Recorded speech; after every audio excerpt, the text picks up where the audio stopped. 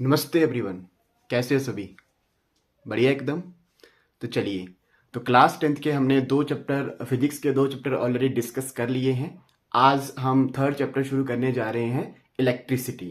तो बेटा आप देखते हैं कि इलेक्ट्रिसिटी, हम हर जगह हमें इलेक्ट्रिसिटी की ज़रूरत पड़ती है। अगर गर्मी है, फैन चलाना है, इलेक्ट्रिसिटी चाहिए। बल्ब जलाना है, इलेक्ट्रिसिटी चाहिए। रेफ्रिजरेटर चलाना है, इलेक्ट्रिसिटी चाहिए। सर्दियों में हीटर की ज़रूरत पड़ती है, इलेक्ट्रिसिटी चाहिए। ठीक है, तो हर जगह हम देखते हैं हमें इलेक्ट्रिसिटी की ज़रूरत है। ये इलेक्ट्रिसिटी एक्चुअल में है क्या? ठीक है, तो वही हम आज समझने जा रहे हैं, इलेक्ट्रिसिटी। तो चैप्टर का नाम है इलेक्ट्रिसिटी। इलेक्ट्रिसिटी ये जो वर्ड है, ये डिराइव हुआ है ग्रीक वर्ड से, इलेक्ट्रॉन से।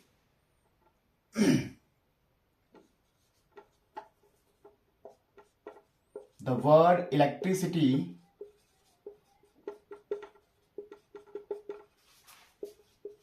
derives from Greek word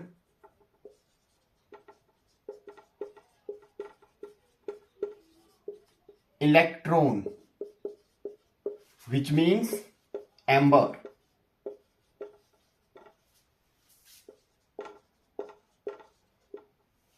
ठीक है, तो बेटा आप इलेक्ट्रिसिटी में देखते हैं कि जब तक चार्जेस का फ्लो नहीं होता है तो इलेक्ट्रिसिटी हमें देखने को नहीं मिलती है। तो हम सबसे पहले यही समझ लेते हैं ये चार्ज होता क्या है, इलेक्ट्रिक चार्ज होता क्या है। तो हम लिखेंगे electric charge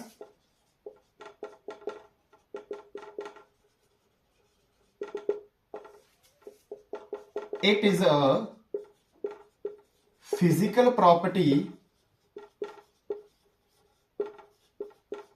of a matter which causes it to experience a force when placed near to the other matter, and electric charge is a fundamental property of matter.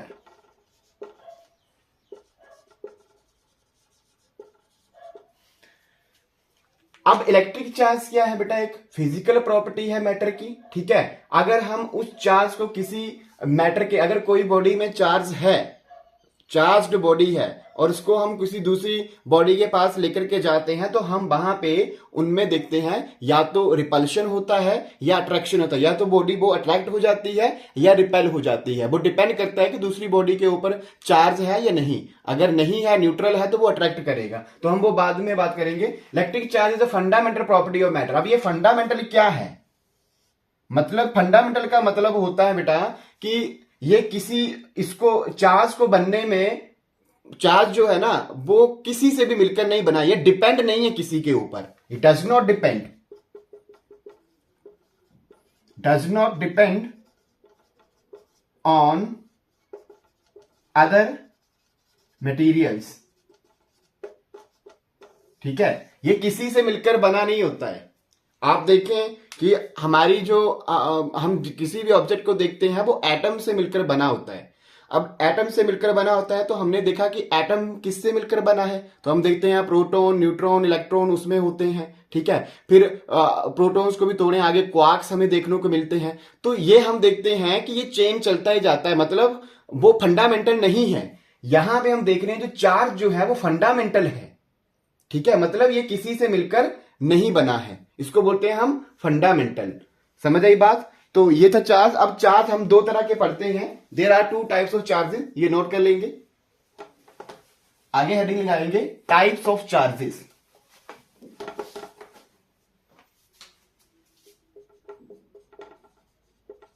Types of charges.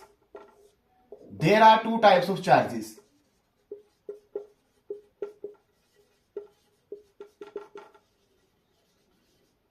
कौन कौन से? Number 1 positive charge, number 2 negative charge. अब ये जो positive charge है ये कैसे आता है? ड्यू टू द डेफिशिएंसी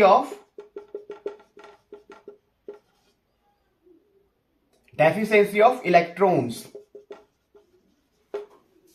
और ये नेगेटिव चार्ज कैसे आता है? एक्सेस नंबर ऑफ इलेक्ट्रॉन्स की वजह से।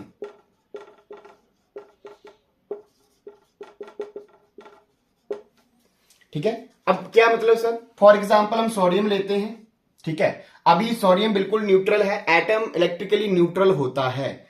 क्या होता है एटम? यहां पे लिख लेंगे, एटम इज इलेक्ट्रिकली न्यूट्रल। इसका क्या मतलब है? न्यूट्रल का मतलब होता है net charge on an atom is zero. Net charge, ऐसा नहीं एटम के पास चार्ज नहीं है, चार्ज तो है, इलेक्ट्रॉन भी है, प्रोटॉन भी है उसके पास। हमने एटम के बारे में पढ़ रखा है ना। अगर एटम है, ऐसे हमारे पास एटम होता है, बीच में हमारे पास क्या होता है? न्यूक्लियस होता है। न्यूक्लियस में क्या होता है? प्रोटॉन्स होते हैं, और उसके अराउंड क्या घूम रहा होता है? इलेक्ट्रॉन्स घूम रहे होते हैं, ऑर्बिट्स होते हैं। समझ आई बात? तो बेटा चार्ज तो एटम के पास है, लेकिन नेट चार्ज जो है वो जीरो है। मतलब कि जितने नंबर ऑफ इलेक्ट्रॉन्स आपके पास एटम के पास है, उतने ही नंबर ऑफ प्रोटॉन्स उसके पास हैं। तो मतलब उतने, जितना नेगेटिव चार्ज है उतना ही पॉजिटिव चार्ज है। तो एक दूसरे के इफेक्ट को कैंसिल कर देते हैं। इसको बोलते हैं हम कि एटम इज इलेक्ट्रिकली न्यूट्रल। ये मत बोल रहे हैं कि एटम के पास चार्ज नहीं होता, चार्ज है, नेट चार्ज जीरो है। क्या बोला मैंने? चार्ज है लेकिन नेट चार्ज जीरो है। इट मींस कि जितने नंबर ऑफ प्रोटॉन्स हैं उतने ही नंबर ऑफ इलेक्ट्रॉन्स हैं। मतलब जितना पॉजिटिव चार्ज है उतना ही नेगेटिव चार्ज है। अगर सोडियम की मैं बात करूं तो सोडियम के ऊपर अभी मैंने कोई भी ऐसे प्लस या नेगेटिव नहीं लिखा है, ठीक है, अभी नहीं लिखा है। It means sodium is electrically neutral. और सोडियम का एटॉमिक नंबर कितना होता है? 11। अगर 11 होता है तो इट मींस कि उसके न्यूक्लियस में कितने प्रोटॉन्स हैं? प्रोटॉन्स कितने हैं सोडियम के पास? 11, पॉजिटिव चार्ज इसको हम बोलते हैं। और इलेक्ट्रॉन्स कितने हैं? 11। और दोनों ही, ये पॉजिटिव 11 है और ये नेगेटिव 11 है, तो दोनों एक दूसरे को, नेट क्या हो जाएगा? यहां पे नेट चार्ज क्या हो जाएगा? +11 -11 जीरो हो जाएगा। इसको बोलते हैं इलेक्ट्रिकली न्यूट्रल। अभी फॉर एग्जांपल मैंने लिख दिया कि सोडियम के ऊपर आया बेटा पॉजिटिव चार्ज। तो पॉजिटिव चार्ज आने का मतलब है कि डेफिशिएंसी ऑफ इलेक्ट्रॉन, सोडियम में एक इलेक्ट्रॉन की कमी होगी। एक इलेक्ट्रॉन की कमी हुई तो बेटा पहले तो 11 इलेक्ट्रॉन थे, अभी कितने रह गए? 10। अब नेट चार्ज निकालो तो एक तो आपके पास +11 है, एक हो गया 10, तो आपके पास टोटल कितना बचा? यहां पे प्लस का 1 बचा। तो यहां पे ये +1 है, सोडियम का +1। इट मीन सोडियम के ऊपर प्लस लिखने का मतलब है सोडियम के पास एक इलेक्ट्रॉन कम है, ऐसे चार्ज आता है। समझ आई बात? तो सोडियम की लूज करने की टेंडेंसी ज्यादा है, तो मैं यहां पे दिखा रहा हूं। अगर मैं यहां नेगेटिव लिख रहा हूं, वैसे पॉसिबल नहीं है नेगेटिव आना, ठीक है, गेन करने की इसकी कैपेबिलिटी कम होती है। लेकिन फॉर एग्जांपल आप समझ लें, अगर यहां पे सोडियम के ऊपर नेगेटिव लिख दिया तो इसका मतलब क्या हो गया? एक्सेस नंबर ऑफ इलेक्ट्रॉन्स हो गई। पीछे वाले में आपने देखा कि पॉजिटिव चार्ज आया तो मतलब डेफिशिएंसी ऑफ इलेक्ट्रॉन देखा ना हमने, वहां पे इलेक्ट्रॉन की कमी हुई।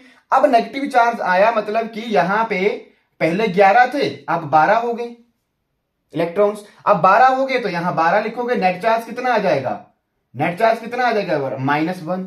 तो इट मींस यहां पे आ गया -1 चार्ज। समझ आई बात? तो इसको बोलते हैं कि नेगेटिव चार्ज कब आता है? जब एक्सेस नंबर ऑफ इलेक्ट्रॉन, जब कोई एलिमेंट गेन कर लेता है तब उसको बोलते हैं हम नेगेटिव चार्ज आ गया उसके ऊपर। और पॉजिटिव चार्ज कब आता है? जब डेफिशिएंसी ऑफ इलेक्ट्रॉन होता है, जब इलेक्ट्रॉन्स की कमी होती है। मतलब सारा खेल इलेक्ट्रॉन्स का ही है, पॉजिटिव चार्ज में कुछ नहीं हो रहा है, इलेक्ट्रॉन्स ही। इलेक्ट्रॉन जब ट्रांसफर हो जाता है तो जिस बॉडी से ट्रांसफर हुआ उसके ऊपर पॉजिटिव चार्ज, और जिस बॉडी में ट्रांसफर हुआ उसके ऊपर नेगेटिव चार्ज, उसने इलेक्ट्रॉन को गेन किया। ठीक है, अब देखो जो ये इलेक्ट्रॉन का भी मास होता है, अभी हम बात करेंगे इनके ऊपर। हम चार्ज को इलेक्ट्रॉन चार्ज की बात कर लेते हैं, कितना कितना चार्ज होता है। तो बेटा एक तो मैंने बात की इलेक्ट्रॉन्स की, एक बात की मैंने प्रोटॉन्स की। तो इलेक्ट्रॉन्स जो कि नेगेटिवली चार्ज होता है, J Thomson, sir J Thomson ने खोजा था, ठीक है। तो इलेक्ट्रॉन के ऊपर जो चार्ज होता है वो होता है -1.6 × 10⁻⁻19 कूलम, ठीक है। और आपके पास एक प्रोटॉन होता है, प्रोटॉन के ऊपर चार्ज होता है +1.6 × 10⁻⁻19 कूलम। आपको बोले कि दोनों में से बड़ा कौन है, तो आप बोलेंगे सर ये नेगेटिव वाला छोटा है और ये पॉजिटिव वाला बड़ा है। नहीं, ये नेगेटिव और जो पॉजिटिव है ना बेटा, ये इनकी प्रॉपर्टी को बता रहे हैं, अट्रैक्टिव और रिपल्सिव, ठीक है। मतलब ये नेगेटिव, ये मैग्नीट्यूड सेम है इन दोनों का, इन दोनों चार्जेस का मैग्नीट्यूड सेम है 1.6 × 10⁻⁻19। ये तो बस इनकी प्रॉपर्टी को बता रहा है कि ये पॉजिटिव को शो करता है, ये नेगेटिव को शो करता है। ये नेगेटिव है, ये पॉजिटिव है, ठीक है। मैथमेटिक्स के अकॉर्डिंग मत सोचें कि ये छोटा हो गया, ये बड़ा हो गया, समझ आई बात। तो ये एक तरह से डिफाइन किया गया कि हम चार्जेस को डिफाइन कैसे करें, क्योंकि जब हम दो ऑब्जेक्ट को पास ला रहे थे तो वो अट्रैक्ट हो रहे थे। तो अट्रैक्ट तभी होते हैं जब दोनों के ऊपर से डिफरेंट चार्ज हो, और रिपेल तभी होते हैं जब दोनों के ऊपर सेम चार्ज हो। तो इनकी प्रॉपर्टी को शो करने के लिए हमने पॉजिटिव और नेगेटिव इनके साथ लगा दिया। तो प्रोटॉन को पॉजिटिव बोल दिया और इलेक्ट्रॉन को नेगेटिव बोल दिया। क्लियर होगी बात। तो आगे चलते हैं। अब टाइप्स ऑफ चार्ज हमने पढ़ लिया, अब हम बात कर लेते हैं चार्ज के यूनिट के बारे में कि what is the unit of charge. Charge को नापें कैसे हम। तो चार्ज का जो यूनिट होता है बेटा वो होता है कूलॉम। जब आपने नाम लिखना है तो स्मॉल लेटर से लिखना है और सिंबल इसका कैपिटल सी होता है। क्यों लिखते हैं स्मॉल लेटर से, क्योंकि कैपिटल लेटर से लिखोगे तो वो साइंटिस्ट का नाम होता है जिसने ये डिस्कवर किया है। लेकिन अभी तो हम यूनिट लिख रहे हैं, तो यूनिट लिखने का साइंटिस्ट नाम और नाम, साइंटिस्ट के नाम में और यूनिट लिखने में डिफरेंस करने के लिए हमने यूनिट को स्मॉल सी से लिखते हैं पूरा नाम, और अगर नाम लिखना है साइंटिस्ट का तो कैपिटल सी से लिखेंगे। लेकिन हाँ, अगर सिंबल लिखना है इसका चार्ज का तो कैपिटल सी होता है। समझ आई बात। It is a scalar quantity, ये स्केलर क्वांटिटी है। स्केलर क्वांटिटी मींस इसके पास डायरेक्शन नहीं होती है, चार्ज के पास कोई डायरेक्शन नहीं होती है। It have only magnitude, have only magnitude. Magnitude मतलब numerical value, numerical value. Magnitude का मतलब न्यूमेरिकल वैल्यू, ठीक है। इसके पास डायरेक्शन नहीं होती। ऐसे नहीं बोलते हम कि 2 कूलम चार्ज जो है वो टूवर्ड नॉर्थ है, या 3 कूलम चार्ज जो है टूवर्ड ईस्ट है, ऐसा नहीं बोलते हम, ठीक है। तो ये आपके पास न्यूमेरिकल वैल्यू होती है। सिर्फ इसके पास हम यही बोलते हैं कि 2 कूलम चार्ज है, 3 कूलम चार्ज है, 5 कूलम चार्ज है, ऐसे बोलते हैं। क्लियर हुआ। आगे चले। तो चार्ज के बारे में आपने देखा। अभी मैंने बोला कि चार्ज कितना कितना होता है प्रोटॉन और इलेक्ट्रॉन के ऊपर, वो भी आपने देखा। अब क्योंकि इलेक्ट्रॉन के पास मास भी होता है, मास ऑफ एन इलेक्ट्रॉन, कितना मास होता है 9.1 10⁻31 kg। और मास ऑफ प्रोटॉन, प्रोटॉन के ऊपर जो मास होता है वो होता है 1.67 10⁻⁻27 kg। ये आपके पास इलेक्ट्रॉन और प्रोटॉन के ऊपर मास होता है। अब देखा, जब आपके पास इलेक्ट्रॉन एक बॉडी से दूसरी बॉडी में जाएगा, क्योंकि इलेक्ट्रॉन के पास मास होता है तो वो मास भी ट्रांसफर होगा ऑब्जेक्ट का।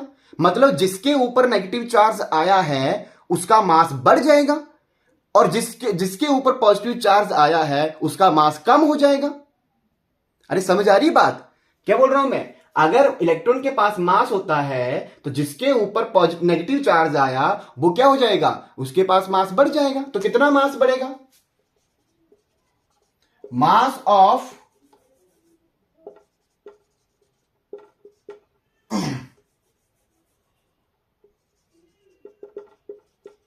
गेन्ड मास, ऐसे लिखो गेन मास। कितना मास गेन करेगा, गेन मास ऑफ सब्सटेंस, कितना मास करेगा। तो लिखेंगे number of electrons gains into mass of 1 electron. कितने नंबर ऑफ इलेक्ट्रॉन गेन किए उसने, उसको मल्टीप्लाई करो मास ऑफ 1 इलेक्ट्रॉन। जैसे आपने किए दो दो इलेक्ट्रॉन आपने गेन किए, तो इंटू मल्टीप्लाई कर दो mass of one electron 9.1 10⁻31 kg। ठीक है, तो कितना हो जाएगा 18.2 10⁻31 kg हो जाएगा। समझ आई बात? तो इतना मास आपके पास हो जाएगा उसका ऑब्जेक्ट का, मतलब इतना मास बढ़ेगा ऑब्जेक्ट का, ऑलरेडी कुछ मास होगा भी, मान लो वो 20 केजी है 30 केजी है, तो उसमें और थोड़ा सा ऐड कर देंगे ये, तो टोटल मास ये हो जाएगा। ठीक है, अब हम बात कर लेते हैं, इसको नोट कर लें।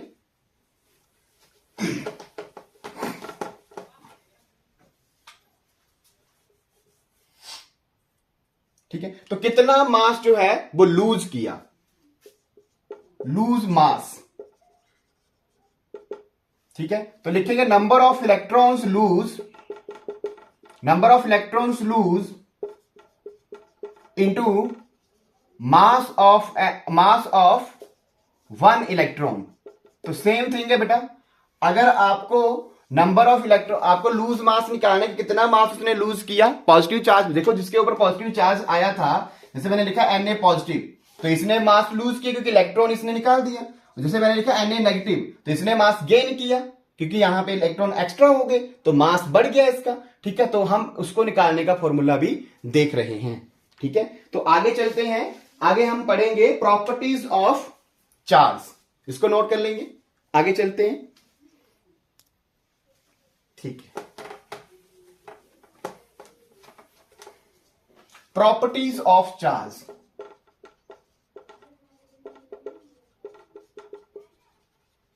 चार्ज की क्या क्या प्रॉपर्टी है बेटा? सबसे पहले नंबर पर, अनलाइक चार्जेस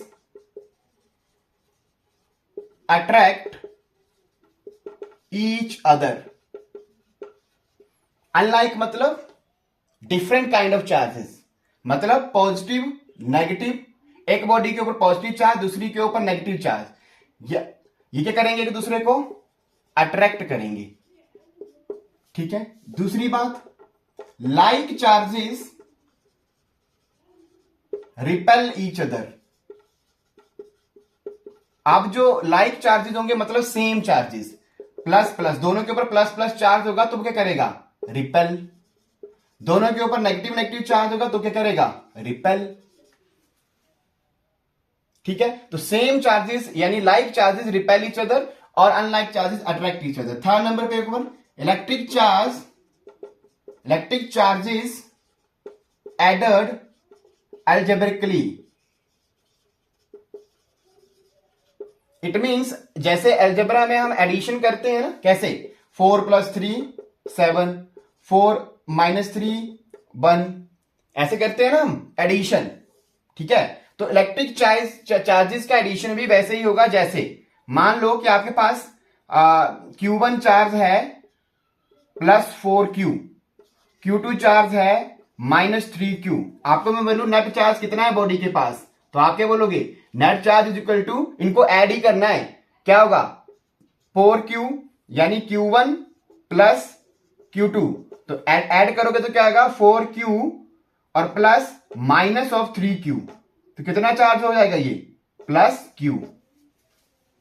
तो जैसे एल्जेब्रा में हम ऐड करते हैं बेटा, वैसे ही हम इलेक्ट्रिक चार्जेस को ऐड करेंगे। इतनी प्रॉपर्टीज नोट कर लो, आगे हम और प्रॉपर्टीज पढ़ते हैं, नोट कर लो। चलिए, तो नेक्स्ट आपके पास फोर्थ प्रॉपर्टी है, electric charge is conserved. Electric charge is conserved. इसका क्या मतलब है, charge can neither be created nor be destroyed, but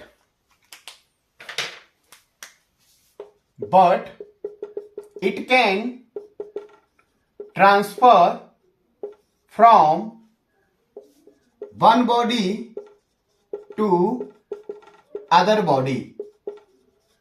ठीक है, इलेक्ट्रिक चार्ज को ना तो हम क्रिएट कर सकते हैं ना ही हम डिस्ट्रॉय कर सकते हैं। सर क्या बात कर रहे हैं, हम दो चीजों को आपस में रब करते हैं और उसको हम तीसरी ऑब्जेक्ट के पास लेकर के जाए तो वो ऑब्जेक्ट अट्रैक्ट करता है।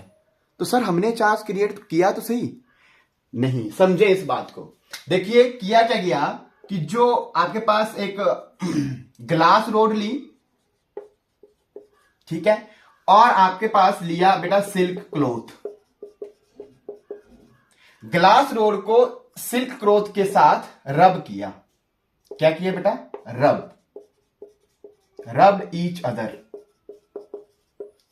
और बेटा इनके ऊपर देखा गया कि चार्जेस आए इनके ऊपर। जैसे ग्लास रोड के ऊपर बाय कन्वेंशन माना गया कि ग्लास रोड के ऊपर आया पॉजिटिव चार्ज, ठीक है, और सिल्क क्लॉथ के ऊपर आया आपके पास नेगेटिव चार्ज। अब दोनों को पास में लाओगे, क्योंकि ये पॉजिटिव है ये नेगेटिव है, तो ये आपके पास अनलाइक चार्जेस हैं, और अनलाइक चार्जेस क्या करते हैं? अट्रैक्ट। तो ये दोनों आपस में क्या हुए? अट्रैक्ट हुए। तो बेटा अब ये जो ग्लास रोड है और ये सिल्क क्लॉथ है, क्योंकि इसके ऊपर पॉजिटिव चार्ज आया तो डेफिनेटली इसने इलेक्ट्रॉन लूज किए, और इसके ऊपर नेगेटिव चार्ज आया तो डेफिनेटली इसने इलेक्ट्रॉन को गेन किया। अब मैं इसको एक सिस्टम मान लूं, आइसोलेटेड सिस्टम। तो बेटा इस सिस्टम में मुझे बताओ नेट चार्ज कितना है? इस सिस्टम में मुझे बताओ नेट चार्ज कितना है? ये तो कंडीशन हो गई इनिशियल कंडीशन। ये आपके पास कौन सी कंडीशन है? इनिशियल कंडीशन, जब आपने रब नहीं किया, ठीक है। अब रब किया, ये आई आपके पास फाइनल कंडीशन। अब आप मुझे बताओ कि यहां पे नेट चार्ज कितना है। लेट अस सपोज कि ग्लास रोड के पास आपके पास 5 कूलम चार्ज था, ठीक है। सिल्क क्लॉथ के बाद आपके पास 4 कूलम चार्ज था। 5 + 4 9 हो गया, ठीक है। तो लास्ट में आप देखो यहां पे एक चार्ज कम हो गया।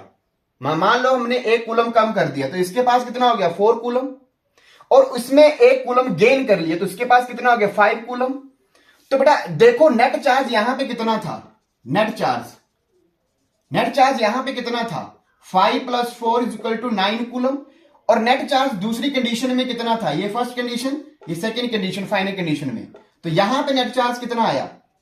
आप देखिए 4 + 5 कितना आया? 9 कूलम। क्या दोनों में नेट चार्ज सेम है? बिल्कुल सेम है। इट मीन्स कि अगर ये एक सिस्टम की कहानी है, इसको सिस्टम को देखोगे तो चार्ज ना तो आपने क्रिएट किया है, ना ही चार्ज को आपने डिस्ट्रॉय किया है। आपने सिर्फ क्या किया है? चार्ज जो है वो इस रबिंग की वजह से ट्रांसफर हुआ है one body to other body. मतलब ग्लास रोड से चार्ज जो है वो ट्रांसफर हो गया सिल्क क्लॉथ में, ठीक है। और डेफिनेटली इसने नेगेटिव चार्ज गेन किया। इट मींस इसके पास क्या हो गया है? इसका मास बढ़ गया है और इसका मास कम हो गया है। बेटा समझ में आ रहा है? ठीक है। This is about conservation of charge, कि चार्ज कैसे कंजर्व रहा। चलिए तो लास्ट प्रॉपर्टी की हम इसको नोट कर ले। लास्ट प्रॉपर्टी की हम बात कर लेते हैं। Charge is electric charge is quantized. Fourth property या fifth property, electric charge is quantized. इसका क्या मतलब है? Electric charge is quantized.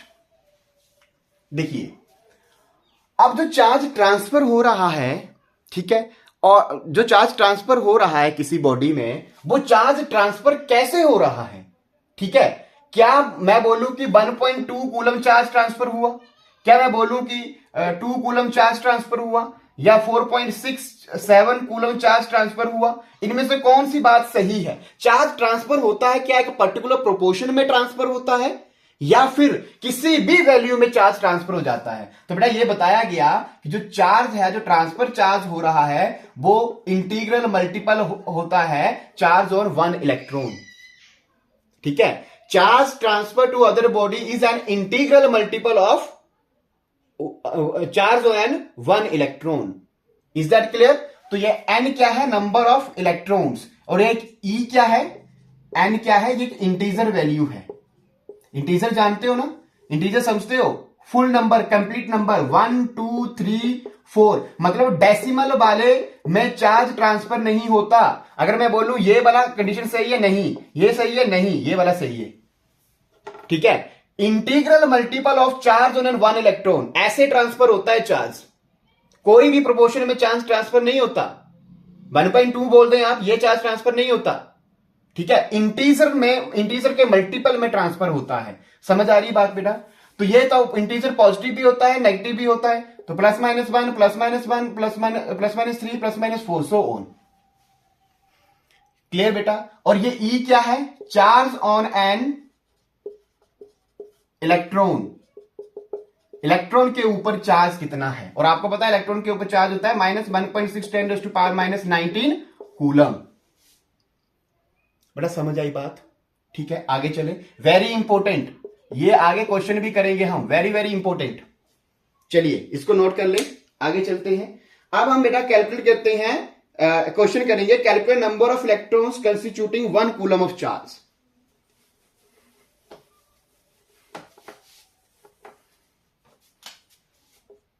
Question है calculate number of electrons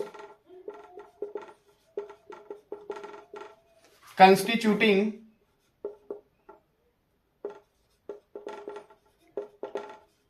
1 coulomb of charge. Calculate number of electrons constituting 1 coulomb of charge. देखिए सबसे पहले given information लिखनी है। हमें क्या दिया है? Q की वैल्यू दी है, कितना? ये चार्ज का सिंबल है बेटा, सिंबल ऑफ चार्ज। चार्ज को ऐसे डिनोट करते हैं हम, पीछे बताना भूल गया मैं, चार्ज को ऐसे डिनोट कर सकते हैं या स्मॉल क्यू से डिनोट कर सकते हैं। क्लास 12 में स्मॉल क्यू भी यूज करते हैं, ठीक है, तो दोनों से हम डिनोट कर सकते हैं। तो हमें यह दिया है कितना? 1 कूलम, ये ऑलरेडी दिया है। अब आपको पता है कि क्वांटाइजेशन ऑफ चार्ज होता है Q = NE, यही होता है, ठीक है। ये आपको दिया है 1 = ये आपको निकालना है। और चार्ज ऑन 1 इलेक्ट्रॉन कितना होता है? 1.6 × 10⁻⁻19। मैंने बोला नेगेटिव साइन, ठीक है, आप सिर्फ इलेक्ट्रॉन को बता रहा है कि ये इलेक्ट्रॉन है, वैसे ज्यादा रोल है नहीं इसका नेगेटिव साइन का। जो पॉजिटिव साइन बता रहा है कि ये प्रोटॉन है, तो आप नहीं भी रखोगे नेगेटिव साइन तो ये कोई इशू नहीं है। तो n = 1/1.6 × 10⁻⁻19, ये पॉइंट हटाओगे ये 10 हो जाएगा। 10 16 और 10 को डिवाइड करोगे तो आएगा 0.625 × 10⁻, ये -19 ऊपर जाएगा तो +19 हो जाएगा। और इस एक डेसिमल आगे ले जाऊं तो 10⁻18, ठीक है। राइट साइड डेसिमल शिफ्ट करता है तो एक पावर कम हो जाती है, पता है ना इस बात का। राइट साइड और लेफ्ट साइड आओगे तो बढ़ जाएगी पावर। तो बेटा इतने नंबर ऑफ इलेक्ट्रॉन्स होते हैं 1 कूलम चार्ज में। 1 कूलम चार्ज में कितने इलेक्ट्रॉन्स? इतने इलेक्ट्रॉन्स होते हैं 1 कूलम चार्ज में, ठीक है। अब ये इसका फील नहीं आ रहा है, इसको बेटा लिख के देखो जरा, पढ़ भी नहीं पाओगे, ठीक है। तो कितना आएगा? 1 2 3 4 5 6 7 8 9 10 11 12 13 14 15 16, ठीक है। ये इतनी बड़ी वैल्यू है, मतलब इतने इलेक्ट्रॉन्स हैं 1 कूलम चार्ज में, इतने इलेक्ट्रॉन्स। तो 1 कूलम चार्ज कोई छोटा मोटा चार्ज नहीं है, इतने ज्यादा नंबर ऑफ इलेक्ट्रॉन्स है उसके अंदर, जो कि आप पढ़ भी नहीं पाओगे कितना है ये, ठीक है। तो ये आपके पास एक क्वेश्चन किया हमने। अब हम बेटा आगे बात करते हैं इलेक्ट्रिक करंट की, तो इसको नोट कर लेंगे। चलिए आगे डिस्कस करते हैं इलेक्ट्रिक करंट।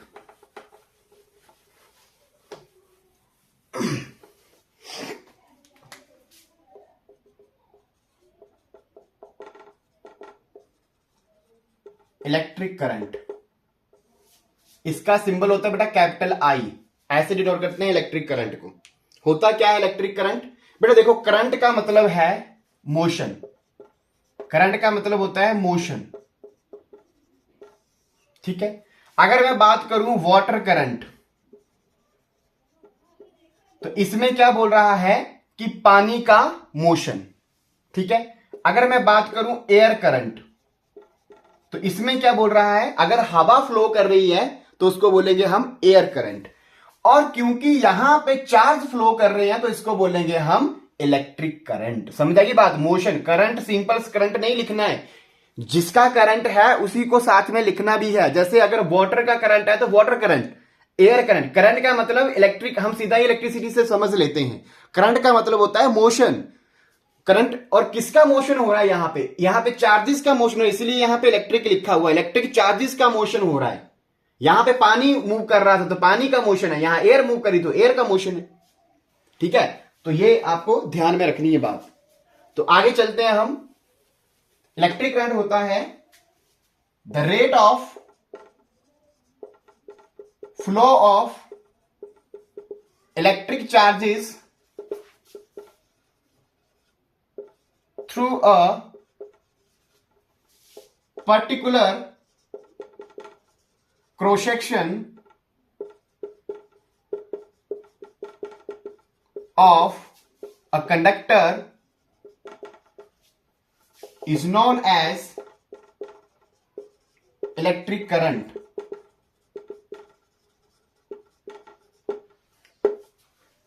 ठीक है, जिसको डिनोट कैसे कहते हैं आगे पास, I is equal to Q over T। Rate of flow, rate का मतलब होता है टाइम। टाइम के साथ इलेक्ट्रिक चार्जेस का flow through a particular cross section of a conductor. ठीक है, तो कंडक्टर जैसे आप मान ले कॉपर वायर, ये मान लो आपके पास कॉपर वायर है।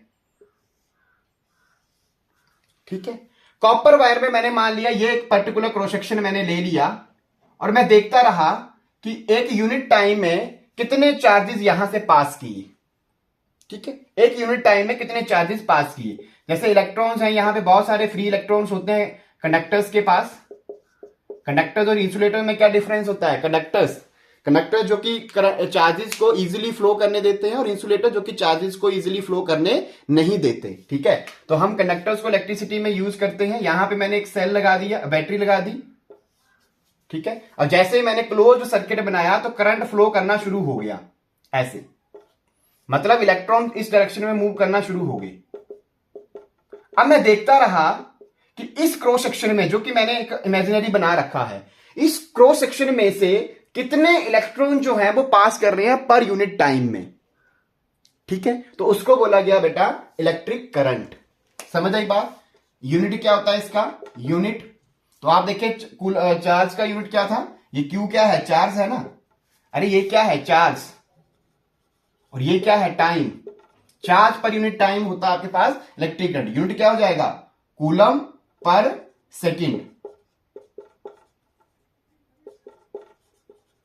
Coulomb per second. ठीक है, और इसी कूलम पर सेकेंड को बेटा बोला गया एम्पियर। और एम्पियर को कैपिटल ए से और स्मॉल ए से, क्योंकि ये साइंटिस्ट का नाम है इसलिए मैं छोटा लिख रहा हूं। यूनिट को छोटा लिखना है एम्पियर, और ये कैपिटल ए सिंबल। ठीक है, सिंबल के लिखना है तो capital A. Electric current it is a scalar quantity. ये आपके पास स्केलर क्वांटिटी है, हालांकि इसके पास डायरेक्शन होती है और मैग्नीट्यूड भी होता है, फिर भी ये स्केलर है, क्योंकि ये वेक्टर लॉज ऑफ एडिशन को फॉलो नहीं करता है। क्लास 11th में आपको ये अच्छे से समझाया जाएगा कि वेक्टर लॉज ऑफ एडिशन क्या होते हैं। देखो करंट के पास दोनों ही है, क्या क्या? मैग्नीट्यूड भी है प्लस डायरेक्शन भी है। और जिसके पास मैग्नीट्यूड और डायरेक्शन होते हैं, हमने पढ़ रखा है, वो वेक्टर होते हैं। लेकिन वेक्टर वो अधूरी डेफिनेशन है। ठीक है, वेक्टर होने के लिए एक और पॉइंट की फॉलो करना पड़ता है कि वेक्टर लॉ ऑफ एडिशन को फॉलो करे, जो कि क्लास 11 में आपको अच्छे से समझ में आएगा। समझ आई बात? एंगल की कहानी रहती है उसमें, वो कि आपको क्लास 11 में समझ आएगा। तो आपने इतना ध्यान में रखना है कि जो इलेक्ट्रिक करंट है वो स्केलर क्वांटिटी होती है। ठीक है, समझ आई बात? आगे चले। अब बेटा समझो, मैं एक क्वेश्चन पूछता हूं आपसे।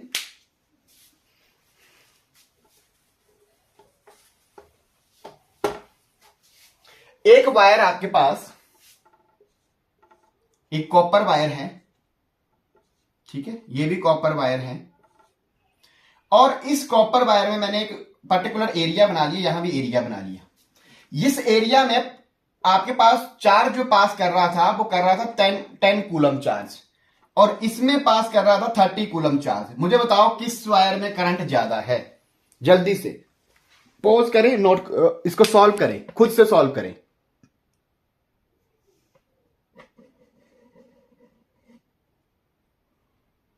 पॉज करें, और फिर बताएं। चलिए, आप लोगों ने कर लिया होगा, चलिए आते हैं। किसमें किसमें करंट ज्यादा है? इस वाले वायर में, ये ए है ये बी है, बी का करंट ज्यादा है ना, लार्ज करंट, यही लार्ज इलेक्ट्रिक करंट, यही बताया ना आपने? गलत है। इस वाले में ज्यादा है, गलत है। सर क्यों? क्योंकि बेटा यहां आपको चार्ज पता था, टाइम तो पता ही नहीं। हो सकता है कि ये जो 10 कूलम चार्ज है ये आपके पास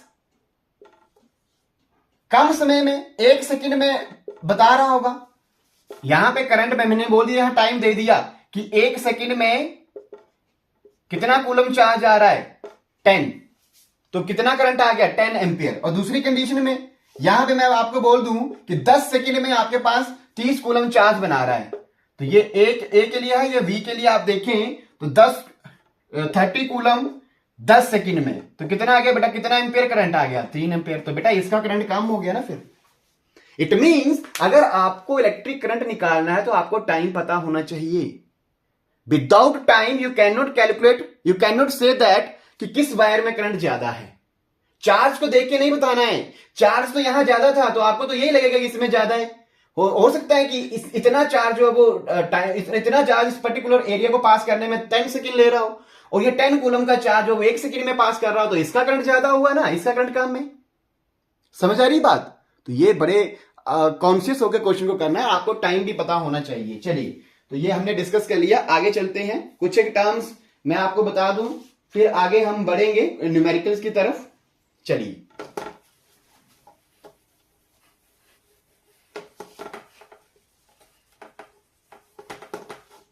अब इलेक्ट्रिक करंट हमें पता चल गया, फॉर्मूले साथ साथ में लिखते रहना, क्यू टी होता है।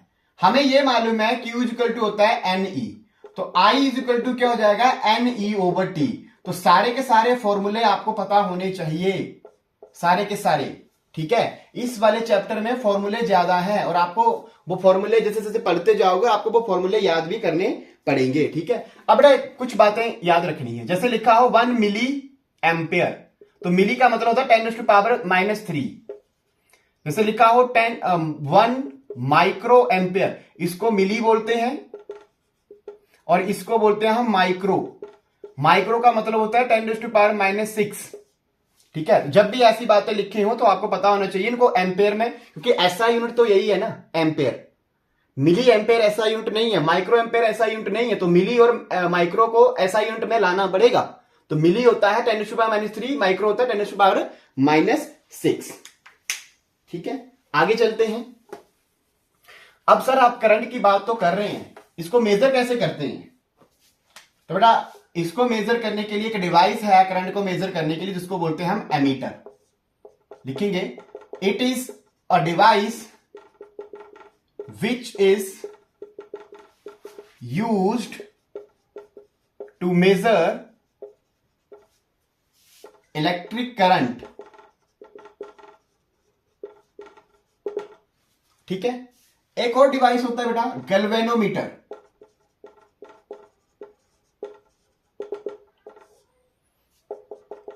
It is a device which is used to detect electric current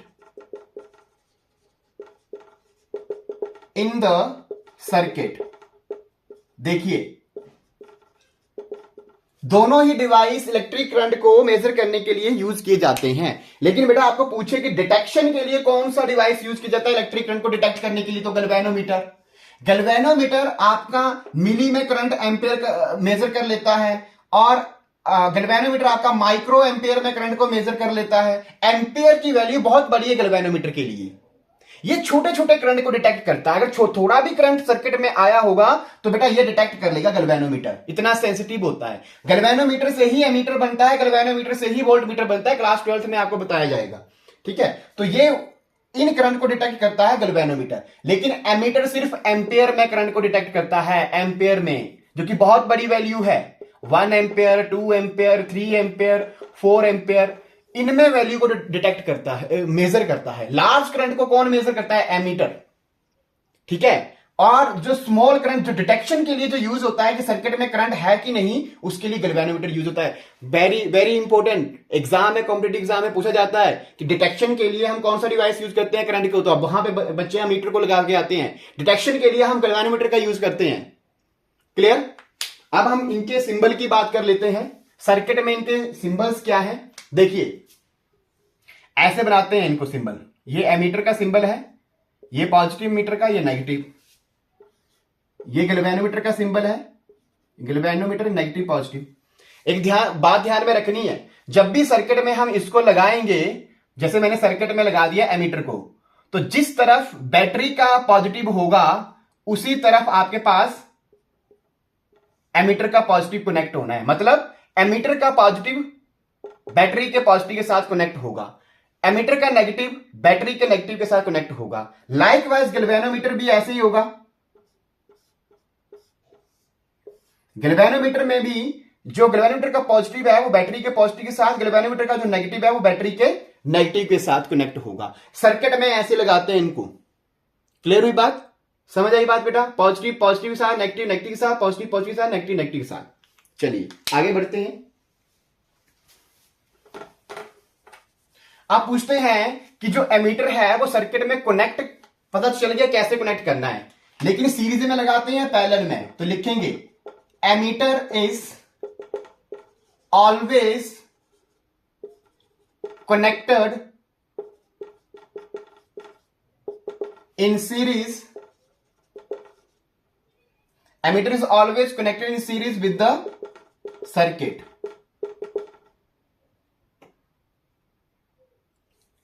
in the circuit, ठीक है।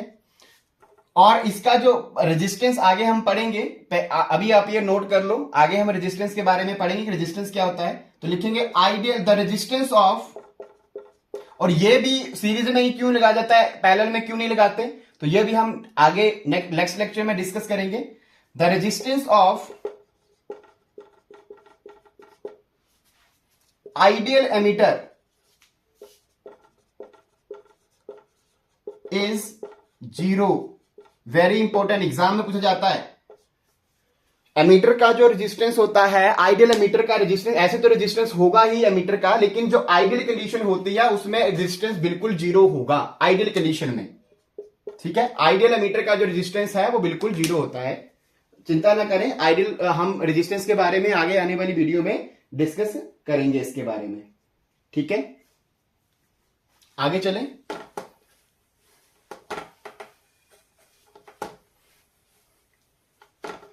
चलिए अब बेटा बात आती है direction of electric current. Electric current की क्या डायरेक्शन होती है?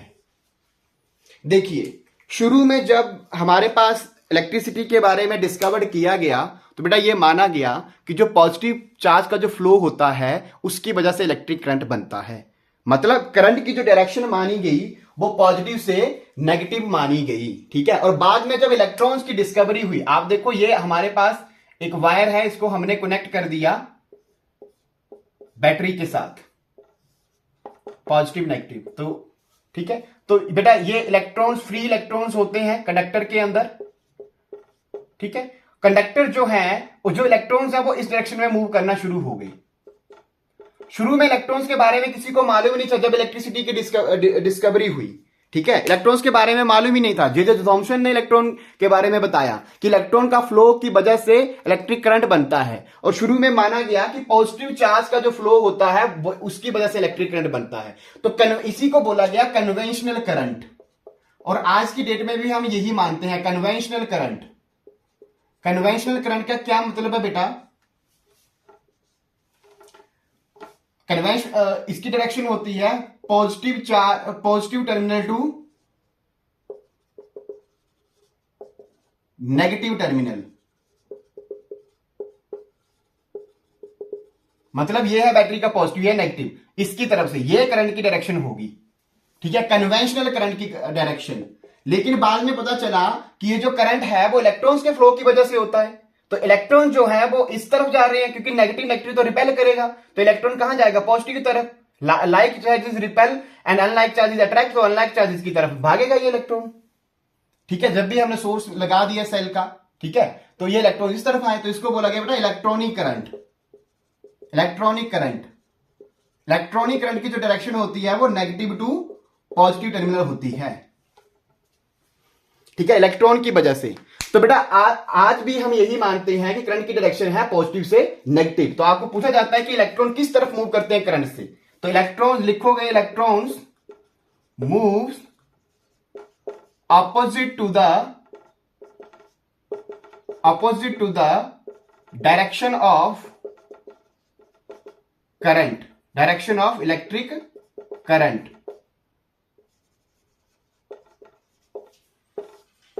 इलेक्ट्रॉन जो है वो ऑपोजिट मूव करते हैं किसके? इलेक्ट्रिक करंट के। तो करंट इस तरफ होगा तो इलेक्ट्रॉन इस तरफ होगा। ठीक है, शुरू। अच्छा, ये इलेक्ट्रॉन मूव क्यों कर रहे हैं? मेन बात तो यहां पे आती है कि मूव क्यों कर रहे हैं, तो उसको हम थोड़ा समझते हैं। इसको हम समझते हैं बेटा। देखो, एक तो मैंने लिया इंक्लाइंड प्लेन, एक मैंने दो कंटेनर लिए। ठीक है, उन कंटेनर्स को मैंने यहां से कनेक्ट कर दिया, बीच में एक टैप लगा दी।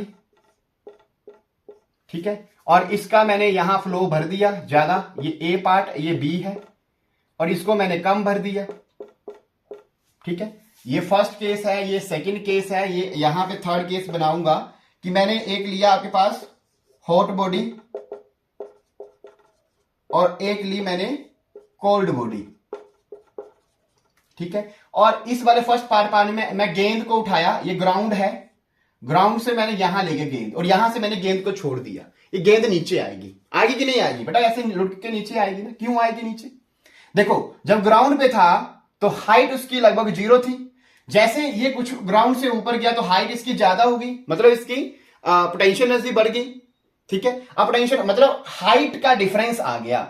यहां पे हाइट 0 थी, यहां पे हाइट बढ़ गई, तो हाइट का डिफरेंस यहां पे क्या है बेटा? Height difference. जहां भी डिफरेंस आएगा वहां पे क्या होगा? ये ज्यादा हाइट से, मतलब हाई हाइट से लो हाइट की तरफ जाएगा। High height to low height. ठीक है, ठीक है, समझ आएगी बात? यहां भी आ जाओ। देखो, यहां पे देखो, ये पानी का, यहां से मैंने टैप को बंद किया, ये टैप खोल दिया। अब पानी यहां से यहां फ्लो करेगा ना, आप भी मानते हो इस बात को, और तब तक फ्लो करेगा जब तक कि इन दोनों का लेवल बराबर ना हो जाए। ऐसा ही होगा ना। तो पानी ए से बी ही क्यों गया, बी से ए क्यों नहीं गया? क्योंकि ए का क्या था? ए का प्रेशर ज्यादा था, मोर प्रेशर,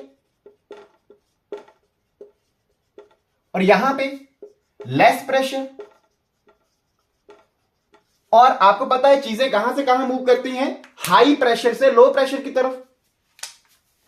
यहां पे लो प्रेशर था, यहां पे हाई प्रेशर था, तो हाई प्रेशर से लो प्रेशर की तरफ चीजें भागती हैं।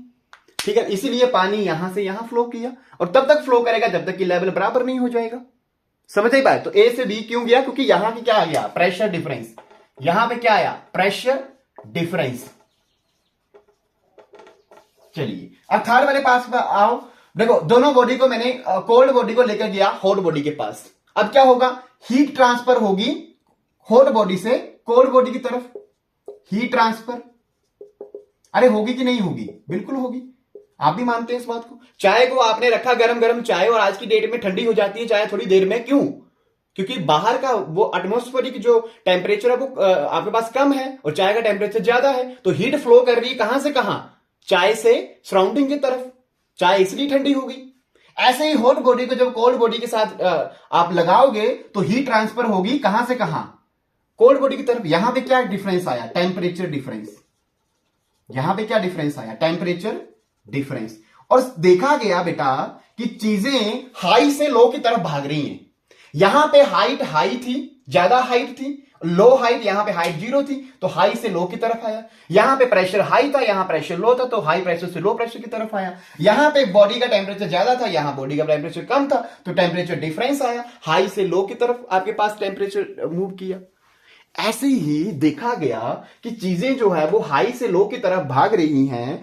तो जो सेल है, ठीक है, हमारे पास आप देखें पोटेंशियल डिफरेंस हमारे पास आगे आता है, वो हम पढ़ाएंगे आपको आगे में। ये इसका डायग्राम इसका नहीं है, ये डायग्राम जो आप पढ़ रहे हैं इसकी नहीं है, डायरेक्शन ऑफ इलेक्ट्रिक करंट। मैं बता रहा हूं कि ये डिफरेंस आ क्यों रहा है, इसके आगे का लेक्चर आने वाला है पोटेंशियल डिफरेंस, ठीक है, और उसकी नींव यहीं से रखी जाएगी। तो नेक्स्ट वीडियो में पोटेंशियल डिफरेंस से रिलेटेड ही बनाऊंगा, ठीक है। तो ये आपको समझ में आ रहा है क्यों फ्लो कर रही हैं चीजें एक से दूसरी की तरफ, क्योंकि डिफरेंस आ रहा है, यहां प्रेशर डिफरेंस, यहां हाई डिफरेंस, यहां टेम्परेचर डिफरेंस, तो वहां पे भी डिफरेंस आएगा। क्या, कैसा डिफरेंस? पोटेंशियल डिफरेंस, ठीक है। पॉजिटिव का मतलब है डेफिशिएंसी ऑफ इलेक्ट्रॉन्स, नेगेटिव का मतलब है एक्सेस नंबर ऑफ इलेक्ट्रॉन्स। तो एक तरफ ज्यादा इलेक्ट्रॉन्स है तो कम इलेक्ट्रॉन्स है, तो आप क्या होगा, कम इलेक्ट्रॉन, ज्यादा इलेक्ट्रॉन्स की तरफ से कम इलेक्ट्रॉन की तरफ भागेंगे। समझा? इसको बोलते हैं पोटेंशियल डिफरेंस। समझ आई बात, जो कि हम नेक्स्ट वीडियो में हम डिस्कस करेंगे। चलिए कुछ न्यूमेरिकल कर लेते हैं लास्ट में जाते जाते।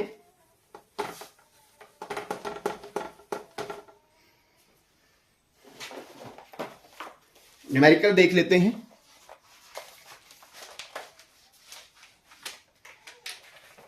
देखो question, a conductor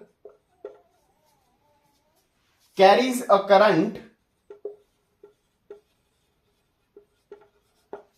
a current of 0.2 ampere. Find the amount of charge that will pass through the cross section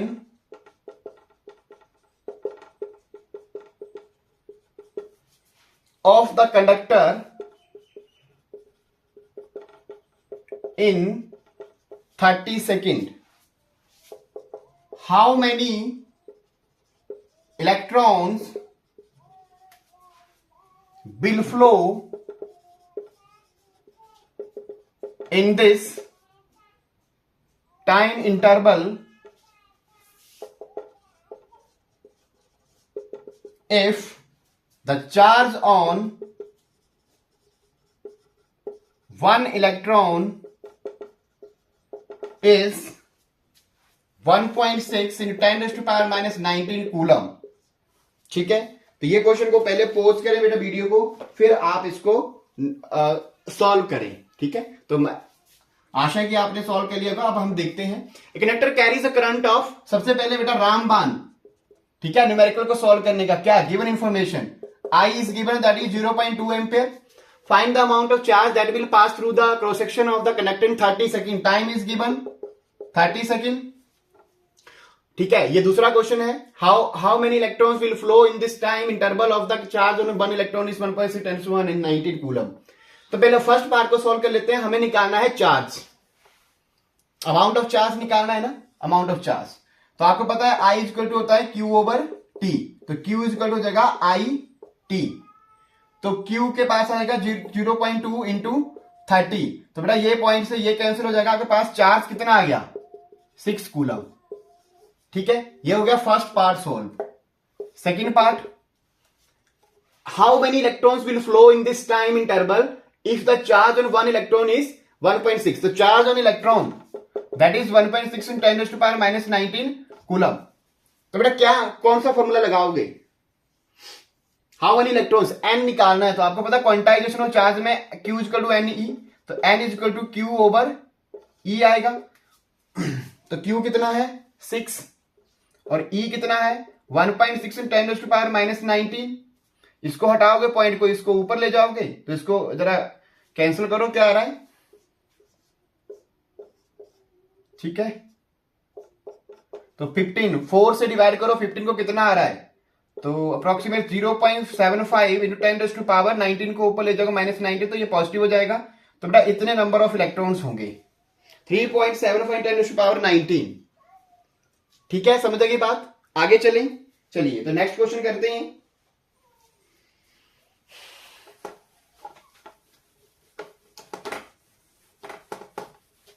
next question है आपके पास, an electric iron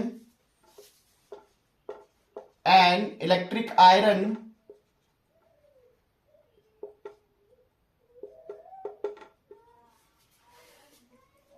draws a current of 0.5 ampere when voltage is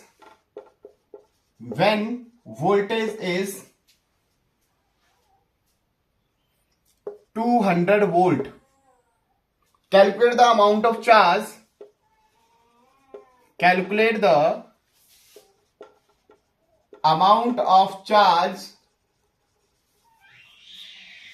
flowing through it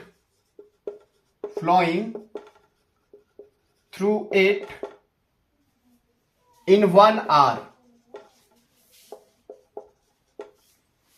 ठीक है, तो बेटा आपने given information post करेंगे, पहले गिवन इन्फॉर्मेशन लिखेंगे, खुद सॉल्व करो. I is given that is 0.5 ampere. ठीक है, when voltage is 220 volt, voltage is given 220 volt. Calculate the amount of charge flowing through it in 1 hour. तो टाइम इज गिवन 1 hour. आपको पता है are SI unit नहीं है तो change करना पड़ेगा. ठीक है, तो कितने सेकंड होते हैं 1 घंटे में? तो 1 घंटे में मिनट होते हैं 60 सेकंड होते हैं 1 मिनट में. तो कितना हो गया? इतने सेकंड हो गए 3600 सेकंड. ठीक है, वोल्टेज का कोई रोल नहीं है यहाँ पे. वोल्टेज का रोल सिर्फ इतना है कि आपने ये जो करंट ऊपर है 0.5 एम्पेयर इसको मेंटेन करके रखना है. वोल्टेज का रोल यही है. आपने क्या निकालना? Amount of charge. तो चार्ज कैसे निकालेगा? Q equal to I equal to Q over T. तो Q इक्वल टू IT हो जाएगा. और I की वैल्यू कितनी है? 0.5. और T की वैल्यू कितनी है? 3600. ठीक है, यहां से ये पॉइंट से ये कैंसिल हो जाएगा. 36 और 5 1800 कूलम. तो आपके पास वैल्यू आ जाएगी. ठीक है, तो बेटा आज के लिए इतना ही. ठीक है, नेक्स्ट वीडियो में हम डिस्कस करेंगे. ठीक है, इलेक्ट्रिक पोटेंशियल और उसके न्यूमेरिकल करेंगे और धीरे धीरे हम 3-4 वीडियो और बनाएंगे और इस चैप्टर को फिनिश करेंगे. ठीक है, तो आज के लिए इतना ही. धन्यवाद. जय हिंद.